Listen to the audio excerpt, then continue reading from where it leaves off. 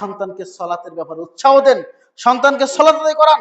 রাসূলুল্লাহ সাল্লাল্লাহু আলাইহি ওয়াসাল্লাম বলেছেন, যখন তোমার সন্তানের 7 বছর বয়স হবে তখন তাকে সালাতের জন্য উৎসাহ দাও, আদর করে বলো আব্বু মসজিদে চলো, তাকে আদর করে মসজিদে নিয়ে আসতে হবে। রাসূল বলতেছেন যখন 7 বছর বয়স তখন মসজিদে নিয়ে আসো, অভ্যস্ত করো। যখন 10 বছর বয়স হয়ে গেছে সন্তানের, তখন তাকে বেতের লাঠিতে পিটাও সালাতের জন্য। সালাত তোকে আদায় করতে হবে, না করলে পিটনি। যদি সালাত 10 বছর পরে 15 বছর বয়স হয়ে গেছে সালাত আদায় করে না, ওই সন্তান আপনার বাড়িতে থাকার কোনো অধিকার নাই।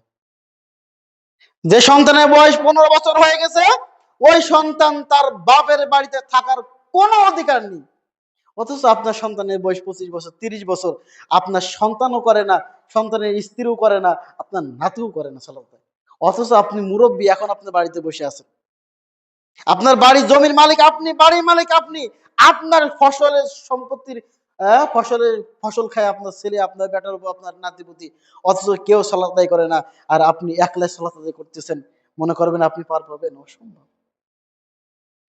আপনার উচিত হবে, আপনার অভিভাবক হিসেবে আপনার উচিত হবে আপনার সন্তানদেরকে বলবেন, শোনো, আজ থেকে যদি তুমি সালাত আদায় না করো তাহলে আমার বাড়িতে তোমার খাবার নাই, আমার বাড়িতে তোমার থাকার কোনো জায়গা নাই।